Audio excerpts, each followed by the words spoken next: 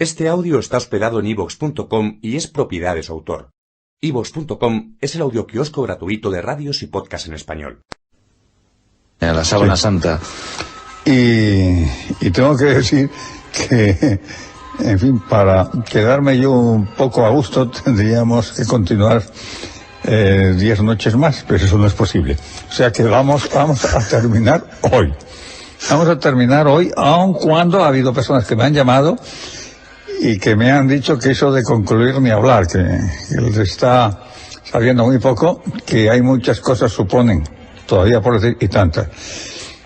Entre otras, un artículo magnífico que no puedo entrar a comentárselo a ustedes, de un francés que se publicó en una revista muy seria de historia, se titula Vida e Historia, esta revista. Lo que ocurre es que tenemos muchísimos asuntos acumulados. Claro, tenemos muchas cosas y no es posible en ocasiones no es posible que nos detengamos más de un número de noches, porque hay personas que además nos están insistiendo en otros temas que siguen interesados en este, pero también nos piden otros. Entonces, claro, no podemos pasar de un cierto límite en los temas que tratemos, no en este, en todos tenemos que tener pues en fin la medida para ellos y en fin y lograr un equilibrio en los temas y en la exposición y en el tiempo de exposición de los mismos. Bueno, lo primero que me gustaría decir esta noche es que entre las llamadas que he recibido, entre las personas, los amigos nuestros de este programa que nos sigue, pues ha habido una de un médico de Pamplona. A poco de escuchar lo que me decía ya, en fin, supe enseguida que se trataba de una persona sumamente culta, una persona que se da en él como en otros médicos también, es muy curioso, el interés por las cuestiones humanísticas, y me llamó para decirme, nos sigue por la noche, se despidió diciéndome hasta luego, es decir que ahora estará probablemente pues escuchándonos, y me llamó para decirme, y yo se lo agradecido muchísimo, que esa sorpresa mía cuando dije que Jesús no había nombrado a Yahvé, que esa sorpresa mía tal vez, en fin, pudiera un tanto disiparse si me comentaba, si me decía que es que los judíos no podían nombrar a Dios. Y en efecto, así es, los judíos no pueden nombrar a Dios.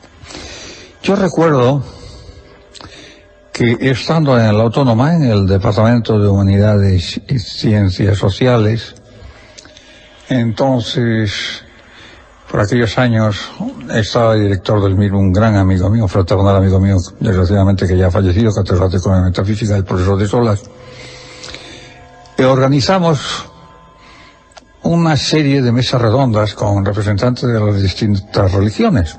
Esto lo hicimos algunos años. Y en esas mesas redondas que se organizaban dentro del Departamento de Humanidades y Ciencias Sociales, yo participé en todas ellas. Primero porque de Solas me lo pidió y ya digo que para mí era un amigo fraternal. Pero es que además me interesaba muchísimo estar en aquellas sesiones, eran auténticas sesiones de trabajo.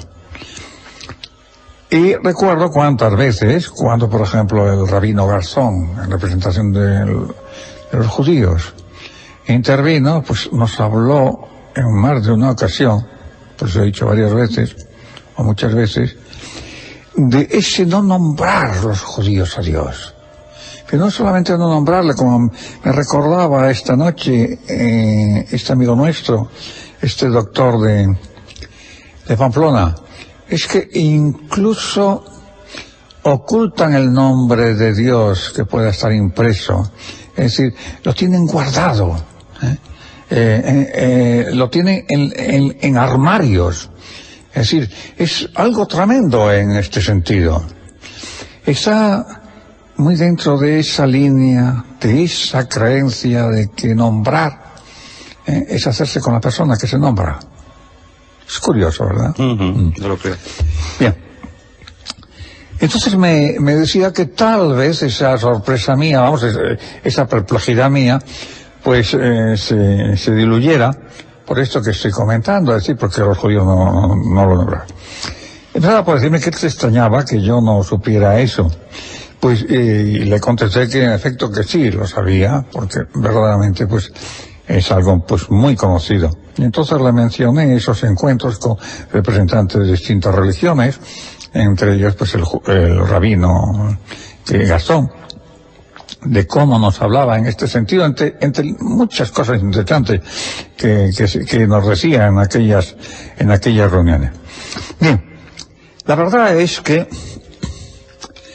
cuando yo dije que Jesús, que me sorprendía, que me extrañaba profundamente que Jesús no nombrase a Yahvé, con eso no quería decir que no pronunciase la palabra de Yahvé. Lo que quería indicar, y tal vez yo no me expresé debidamente, pero lo que yo quería indicar cuando decía no nombraba a Yahvé, es decir que no hacía referencias a ese Dios Yahvé. Esto era lo que quería decir. Él hablaba del Padre. Entonces, como judío que era, perfectamente sí no nombraba a Dios.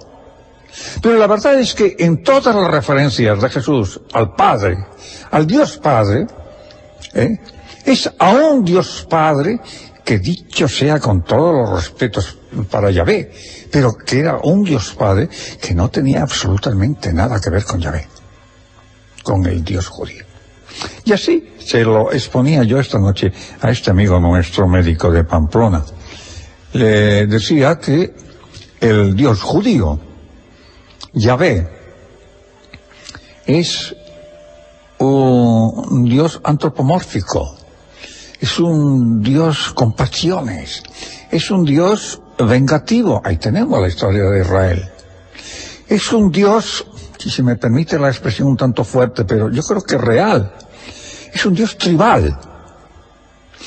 Y es curioso que Jesús al principio, y lo vemos en los evangelios, al principio, y no solamente al principio, porque es Pablo quien abre el cristianismo a otras áreas.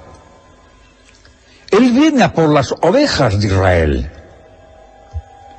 O sea que en ese sentido comienza con la idea de ese Yahvé que quiere salvar a un pueblo, y ese pueblo es el pueblo judío, y ese es el pueblo que verdaderamente le interesa. De ahí esa expresión que puede parecer un tanto fuerte de Yahvé como Dios tribal. O sea que quede claro que cuando yo hablé de que me sorprendía de que Jesús no nombrase a Yahvé, no quería decir con esto de que no dijese en algún momento Yahvé. No, quería decir, como ya he expuesto, quería decir que no hacía referencias a ese Dios judío, de los judíos, que se llamaba Yahvé, aun cuando los judíos nunca mencionasen su nombre. Esto es sencillamente lo que quería decir. Es como si, por ejemplo, vamos a ver, por ejemplo, yo digo a una persona, estamos hablando de unos asuntos, de unos negocios, Sí. en donde yo supongo que el padre de la persona con la que estoy hablando va a intervenir en el negocio. Y entonces yo veo una relación de personas y no encuentro al padre de este señor con el que estoy hablando, y yo le digo, no veo su nombre en este asunto. Claro, no está su nombre. No está el nombre de su padre en este asunto. Claro, si yo le digo, no está el nombre de su padre en este asunto, no quiero decir con esto que echo de menos a Juan o Pedro, que es el nombre de su padre, sino que lo que echo de menos es a la persona de su padre en este asunto. Efectivamente. Es una forma de hablar. O sea que, claro, cuando yo hablé en esos términos, era en ese sentido en el que yo me extrañaba, y sigo, por tanto, extrañándome, de esa ausencia total de vinculación, que esa era la médula de lo que yo tenía entonces en la mente. Esa ausencia total de vinculación entre ese Dios Padre al que Jesús se dirige y ese Dios Yahvé, antropomórfico y que no tiene aparentemente nada que ver con el Dios Padre de Jesús, que es misericordia, que es amor, que es enorme humanidad, pero de la mejor clase, vamos. Sencillamente, sin pasiones, sin venganza, sin todo lo contrario. Esto es lo que entonces quise decir. Bueno. También ha habido otro amigo nuestro, y no es el primero, por eso, en fin, como son basta con que uno solo me pida algo para que, si puedo, realmente tengo tiempo, pues haga caso a lo que se me solicita, encantado. No, pero es que son ya muchas las personas que han querido que se repitieran porque no tuvieron ocasión de grabarlo, de escribirlo, mis criterios de discernimiento profético. Concretamente, la persona que me ha pedido que los vuelva a dar a conocer dice que es que, precisamente como se ha hablado de las profecías de Isaías, él consideraba que era muy adecuado que yo volviese a hablar, que volviese a dar a conocer esos criterios míos de discernimiento profético. Pues muy bien, se los voy a leer a ustedes. Primero, la probabilidad de ser auténtica una profecía depende del número de datos que haga más improbable el acierto por azar. Segundo, el hecho anunciado debe estar lo suficientemente lejano como para que no sea previsible, pero no tanto como para que, por el mucho tiempo transcurrido, se puedan dar tal número de variables que no quede excluido el azar. Tercero, cualquier vaticinio que voluntariamente pueda cumplirse, es decir, que el hombre pueda por su voluntad darle cumplimiento, adecuando su hacer a lo vaticinado, carece de valor. Cuarto, no es admisible lo vaticinado si su falta de concreción permite, en función de su ambigüedad, ser aplicado a distintos hechos surgidos en el transcurso de la historia. Quinto, a mayor importancia de lo vaticinado, es exigible una mayor concreción en los términos del vaticinio. Y sexto, no se pueden aceptar transferencias interpretativas. Es decir, que si lo profetizado hace referencia a futuros hechos históricos profanos, no se deben considerar esos vaticinios con valor, además simbólico, para así poder ser referidos y aplicados a otros sucesos históricos religiosos. Pues ahí tienen ustedes cuáles son mis criterios. Por ellos me rijo desde hace ya muchos años. Y si tuvieran fecha concreta, ¿verdad, profesor? Exactamente, eso sería lo deseable. Sería lo deseable. Eso, y nos evitaría muchos quebraderos de cabeza. Pues fíjese, de un siglo a otro, lo que puede ir. Nos evitaría muchos líos. Muchos. Ese es el asunto de las profecías, siempre estamos en lo mismo. Sí, podemos decir, los mares se secarán, los árboles perderán sus hojas. Sí, pero démosle una fecha, por favor. Sí, eso siempre es algo, en fin, que se está esperando, que se está deseando y que nunca se encuentra uno con ello. No.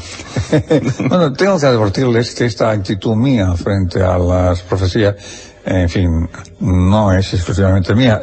Los criterios estos sí son míos, pero quiero decir que esa actitud de reserva y de cautela en fin, la pueden ustedes encontrar, por ejemplo, en personalidades como el padre Salas, Agustino, director del Instituto Bíblico de España, con el que he estado en varias ocasiones en mesas redondas, y cuando yo he hablado en estos términos, él siempre se ha manifestado, pues en fin, apoyando mi posición, y a la inversa.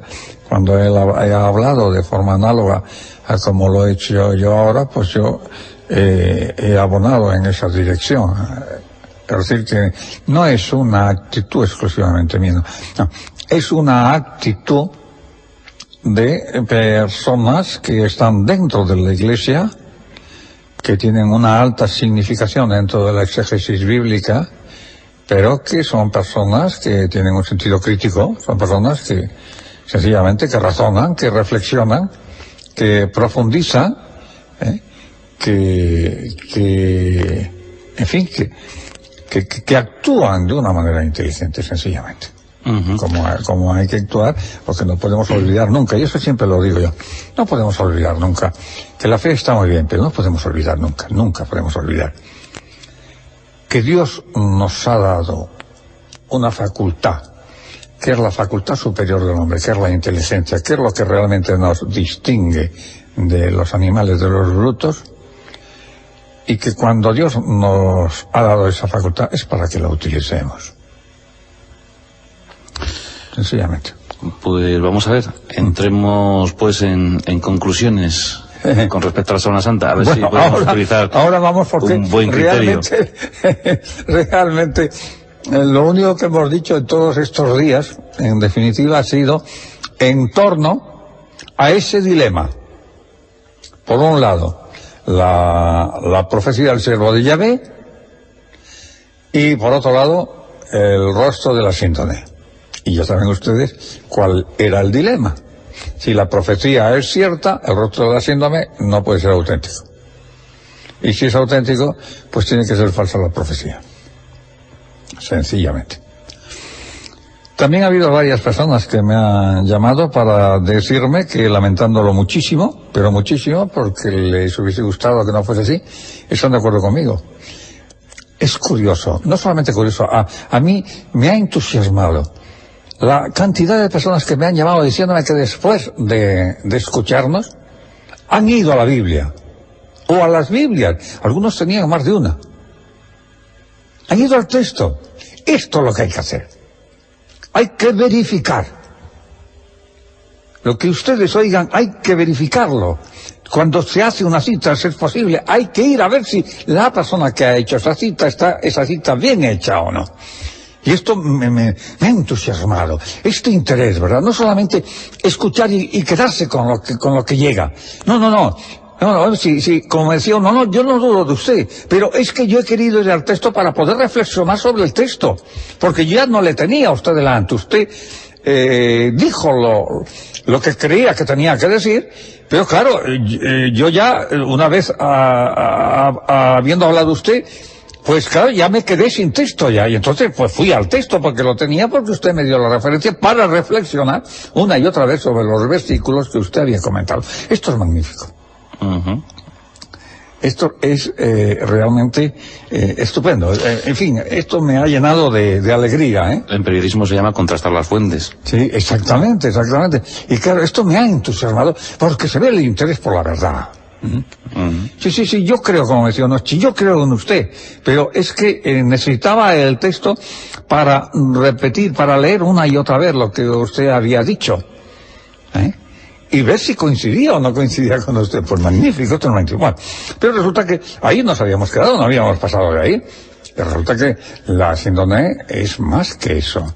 Es decir, ese era el planteamiento que podríamos llamar bíblico síndone, o profecía síndone. Pero también todos sabemos que hay unas investigaciones que se han hecho, una serie de experiencias con la síndone, y que se han llegado a unos resultados, y esos resultados son precisamente los que nosotros tenemos que comentar esta noche, porque no tenemos para este tema ya más tiempo que el tiempo de la noche esta. Bien. Argumentos en favor de la síndrome. Fíjense, los argumentos que se dan en favor de la síndrome, de la autenticidad, son tridimensionalidad, la impronta en negativo como consecuencia de un golpe energético, pólenes, leptones, es decir, esas monedas romanas que han aparecido, que se ponían en los ojos de los cadáveres y que han aparecido en los ojos de ese rostro de la síndrome.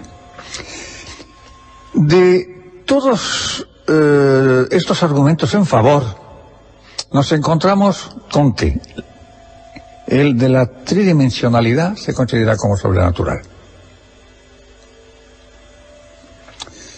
El del negativo, por golpe energético, también. Y como naturales, lógicamente, pólenes, leptones y lienzo de la época, claro está, se entiende, claro. Bien. Vamos con la tridimensionalidad. ¿Qué significa la tridimensionalidad en la síndrome? Porque si ustedes observan la sábana, el lienzo, se encontrarán que es una imagen en plano. Ahí no hay nada de tridimensional. Y entonces, ¿por qué se dice que es tridimensional? Porque se han tomado, mejor dicho, unas medidas. Esas medidas, vamos a ver, antes de continuar,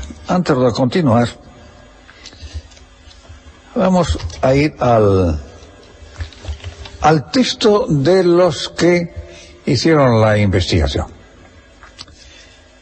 Ya saben ustedes que se trata no de científicos de la NASA, como tantas veces se ha repetido. Se trata de 2 capitanes de las fuerzas aéreas norteamericanas. Esto que quede claro. Con aparatos de la NASA, sí.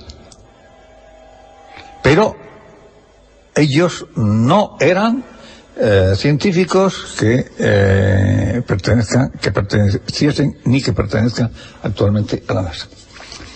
Entonces, ¿qué es lo que hicieron?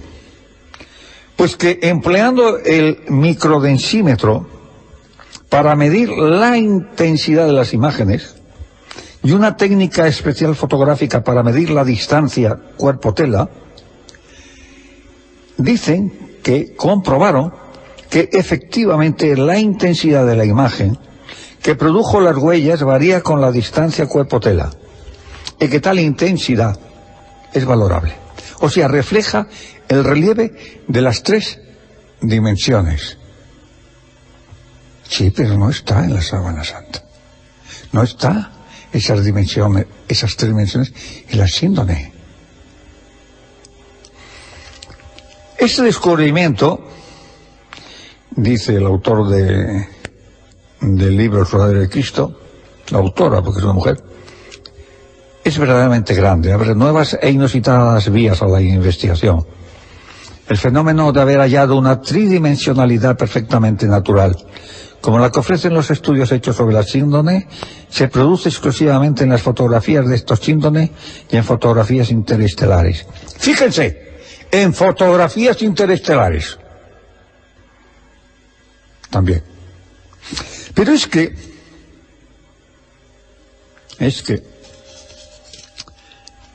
si ustedes observan esta fotografía en forma tridimensional que nos han presentado estos científicos, se van a encontrar ustedes con algo realmente sorprendente.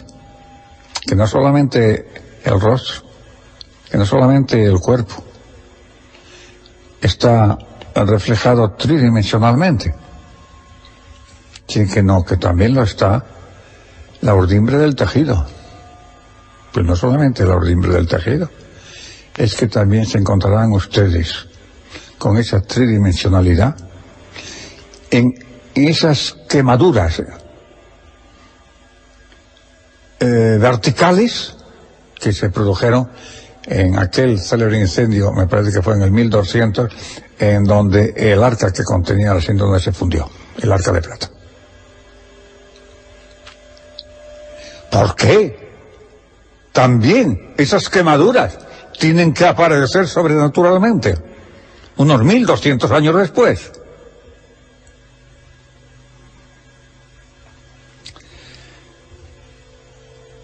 Como comprenderán, al menos en mi opinión, de tridimensionalidad sobrenatural, nada. Absolutamente nada. Perfectamente explicable en una estimación puramente natural. Bien, vamos ahora al negativo. Se ha dicho, es que no ha podido ser una falsificación. ¿A qué falsificador, a qué pintor se le hubiese podido ocurrir pintar en negativo? ¿A quién?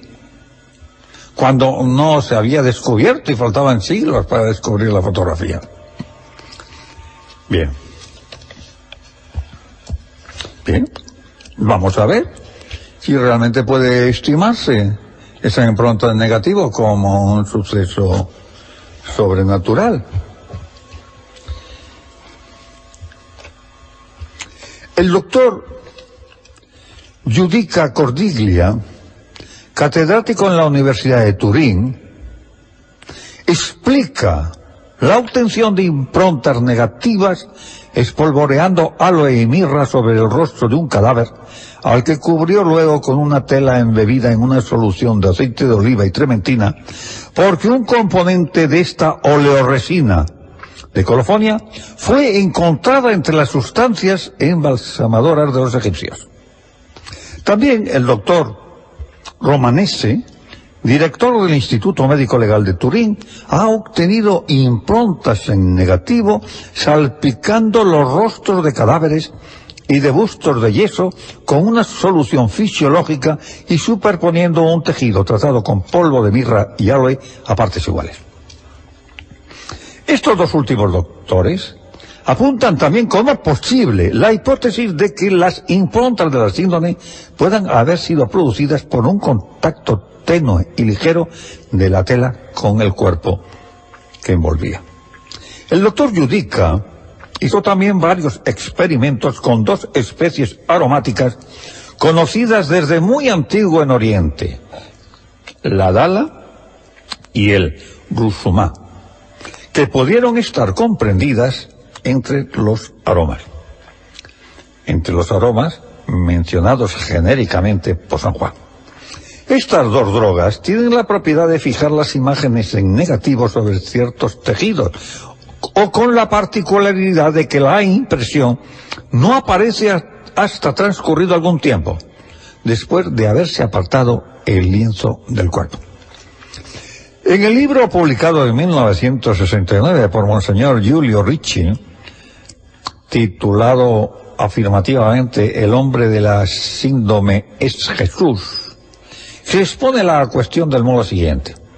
Según la tradición patrística de los primeros siglos del cristianismo, el aloe y la mirra, utilizados para la sepultura de nuestro Señor, fueron de composición líquida. Esta mezcla fue vertida sobre la síndrome, y el líquido se difundió uniformemente a todas las partes del tejido por capilaridad. Embebida así la síndrome de la sustancia gomosa de la mirra y el aloe, quedó sensible a las impresiones más tenues del cuerpo que iba a envolver. Que no había sido lavado ni limpiado, presentaba por doquier trazas de sangre de las hemorragias y del sudor, debido a la agonía particularmente penosa. En muchísimas otras partes, contusiones, equimosis, heridas abiertas, regueros de sangre pre o postmortal, lágrimas, saliva, etc. Sustancias todas en estado líquido, húmedo o de cualquier forma que sea solubles al contacto con otra sustancia líquida y fácilmente absorbibles si esta fuera astringente o gomosa. En abril de 1975, un médico de Siracusa, el doctor Sebastiano Rodante, que ha efectuado detenidos estudios sobre el posible fenómeno de formación de las improntas, publicó un artículo sobre este particular en la revista Syndon, en el cual afirma que, según sus experimentos, el sudor de sangre de Cristo en el Huerto de los Olivos contribuyó en gran manera a la impresión más definida y perfecta de la figura de la síndone, así como también el vapor de agua que penetró a través de las rendijas de la urna de plata en que se guardaba la síndone durante el incendio de Chambéry. La urna llegó a estar casi incandescente y sobre ella fue necesario arrojar agua para enfriarla y poder asirla. Este vapor de agua, que debió de ser abundantísimo y expandirse con fuerza, penetraría en la urna en cantidad suficiente como para impregnar la tela, produciendo ciertas reacciones y fenómenos en las huellas, como por ejemplo una mayor fijación de las mismas e intensificación en sus tonos.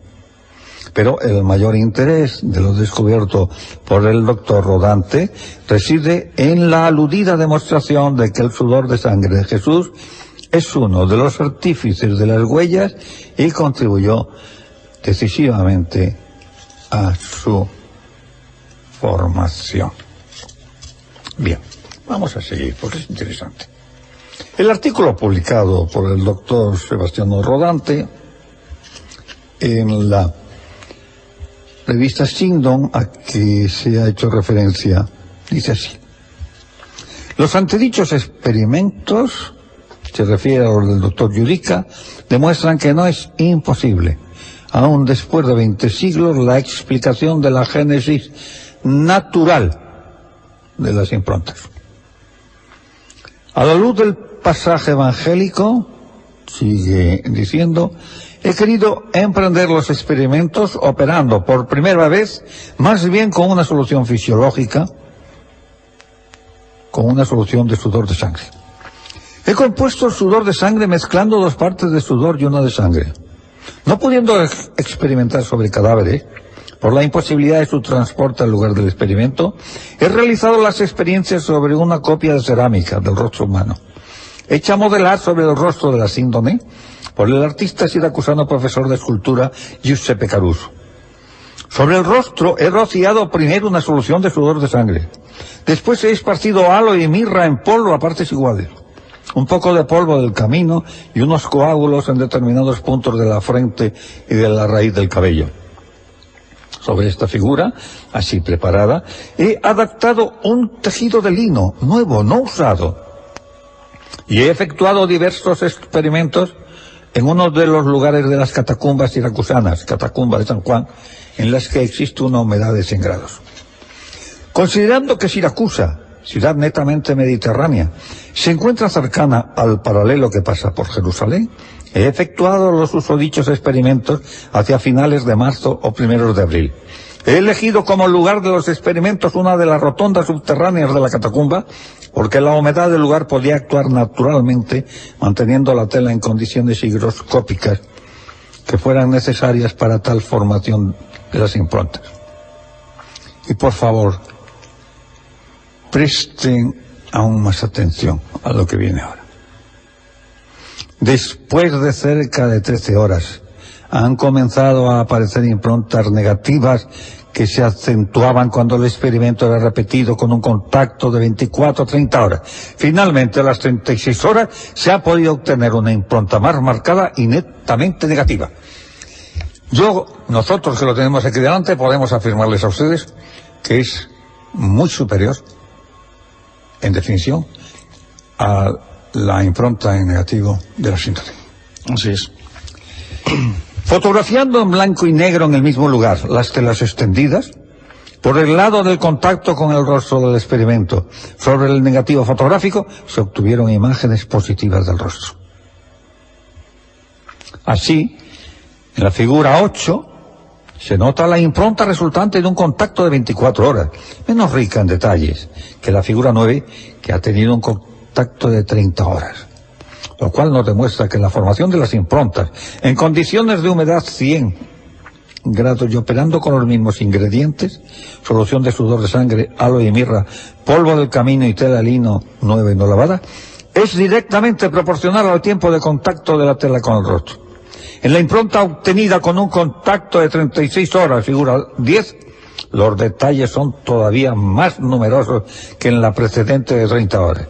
Y se reproduce de manera perfecta el rostro conseguido con el experimento. Bien, yo suscribo, seguiré todavía unos minutos hablando de los pólenes y de alguna que otra cuestión tal vez que nos hayamos dejado un poco al margen. Yo suscribo estas conclusiones de Pietro Coero Borga en su libro La Santa Síndone di Torino. Es posible que las improntas sean totalmente obra divina. Posible. 2. Es probable que las improntas sean resultados de procesos naturales. 3. Es mucho más probable que las improntas sean el resultado de procesos naturales dirigidos por la mano de Dios. No tengo ningún inconveniente en suscribir estas conclusiones. Conclusiones en las que habrán visto que se descarta como probable la acción sobrenatural. ¿Posible? Claro que sí es posible. Claro que sí es posible. Claro. Pero el hecho de que algo sea posible, lo único que quiere decir es que no hay contradicción. Nada más. Y el grado de probabilidad puede estar rozando la imposibilidad. Lo sobrenatural es lo que científicamente no se puede demostrar. Exactamente. Bien. Vamos a ver si nos quedaba por aquí. Sí, claro. Hemos hablado de la tridimensionalidad, acabamos de hablar del negativo. Ahora tenemos que hablar de los pólenes. Se habla de que creo recordar. Pólenes no de quiero hablar, me parece que fueron 39, pero no quiero hablar de memoria. Sí, aquí es, 29. Gracias a que no he querido hablar de memoria, no me equivocará. Las 29 especies de plantas asiáticas halladas en la Santa Síndone son de tipo desértico. Algunas variedades de la Palestina bíblica, plantas de suelo con salinidad elevada, desierto del Negev o del Mar Muerto. Hay también polen de plantas ya extinguidas, o casi, que existen en la Síndone en gran abundancia, lo que indica que no ha podido caer sobre ella actualmente en que casi no existe. Bueno, en fin, ¿qué podemos decir entonces de estos pólenes? Pues sencillamente podemos decir que en efecto que pertenece a un lienzo de aquella época, pero eso no quiere decir que la imagen que el hombre de la Síndone fuese Jesús, sencillamente. Porque no olviden ustedes que el afirmar, como han afirmado estos científicos de Estados Unidos y otros que les han seguido, de que pertenecía a Jesús,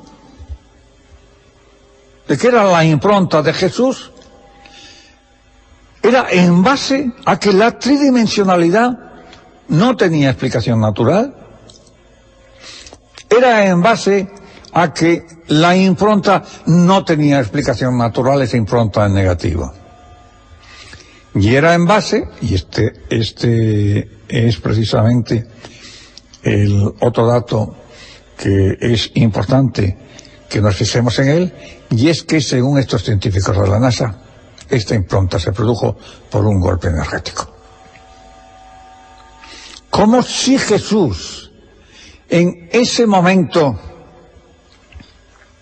de la resurrección, todo su cuerpo emitiese una energía en décimas o tal vez en décimas de segundo, que chamuscase el lienzo sin traspasarlo. Porque es cierto que parece ser que, parece ser, unos dicen que es cierto, otros dicen que parece ser, que hubo ahí un chamuscamiento. Yo creo que evidentemente hubo un chamuscamiento. Pero es que no podemos olvidar que padeció un incendio en donde se produjeron esas quemaduras longitudinales en el lienzo, en donde fue de tan altísimo grado el calor que fundió la plata del arca en donde se encontraba. Yo pregunto, ¿se puede descartar que esas sustancias impregnadas en el lino, esas sustancias que formaban esa impronta en estos científicos italianos,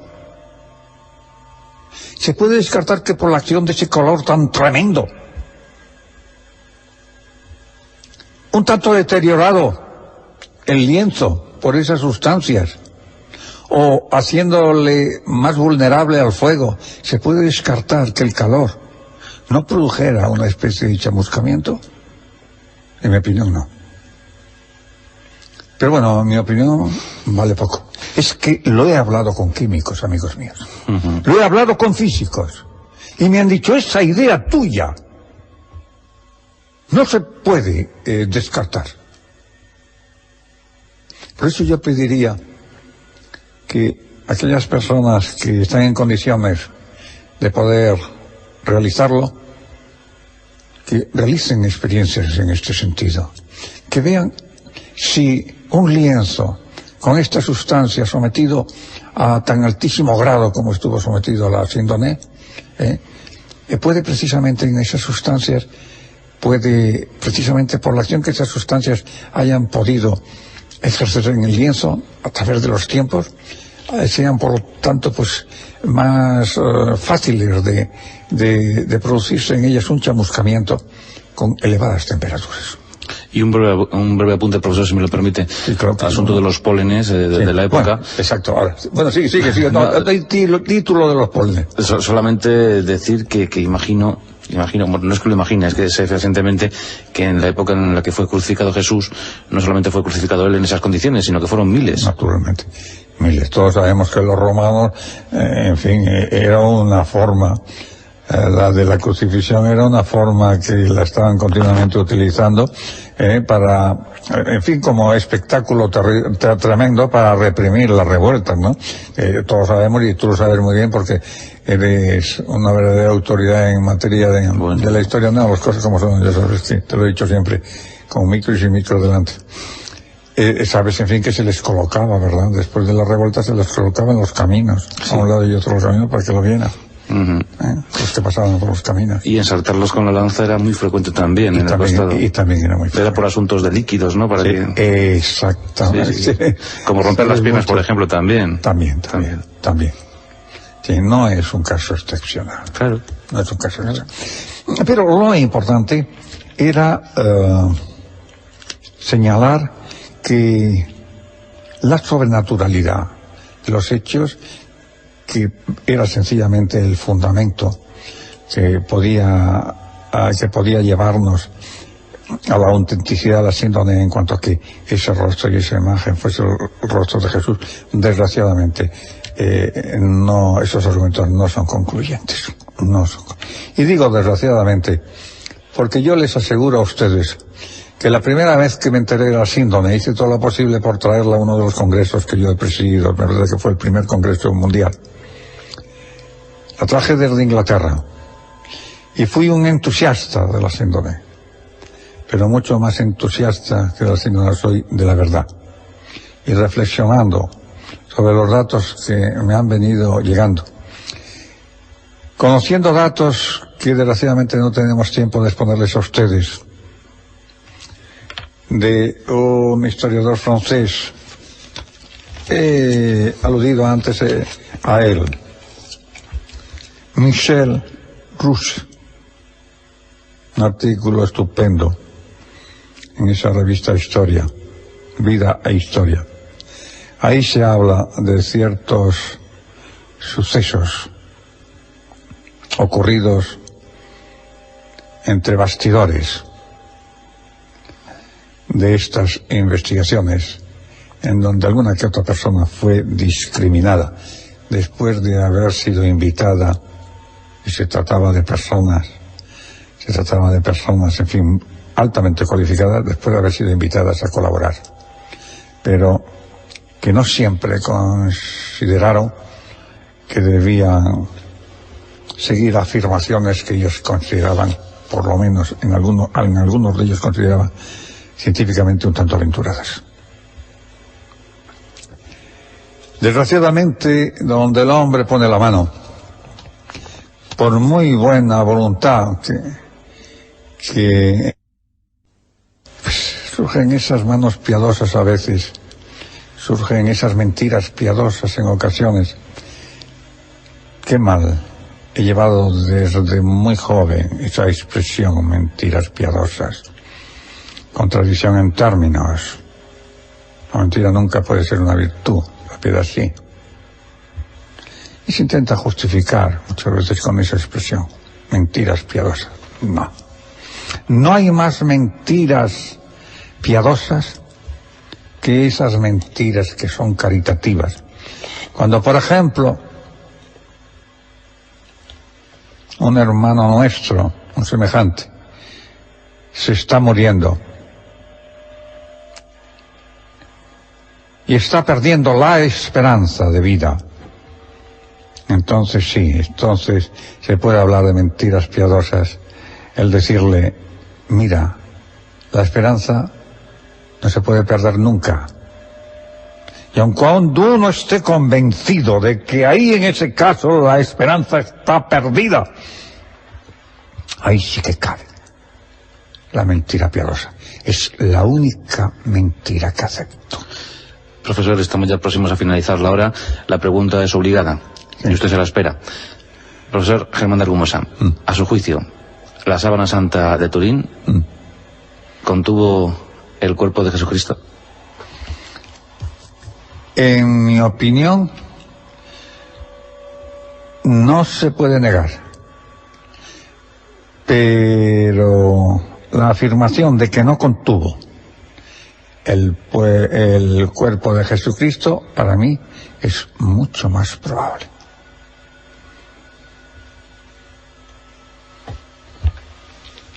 Bien, pues me la esperaba la respuesta. Me la esperaba. ¿La Iglesia seguirá con esa actitud?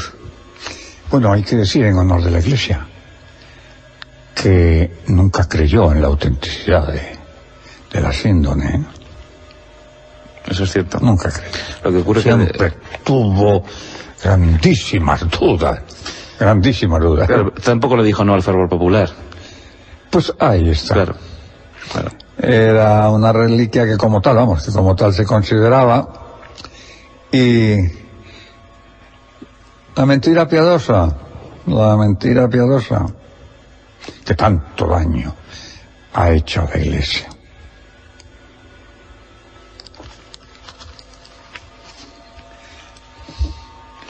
Bueno, Juan Antonio, creo que ya hemos terminado, ¿no?, nuestro tiempo, ¿no? Ahora es el de los radioyentes, ¿no?, la de nuestros queridos amigos. Ni eso, profesor, nos hemos consumido la hora completa. La hora completa. Y yo que me había puesto ahora esto aquí. La hora completa. Bueno. Pues ya hemos escuchado las conclusiones del profesor Germán de Argumosa. Ha sido interesantísimo, 7 capítulos dedicados a la síndone.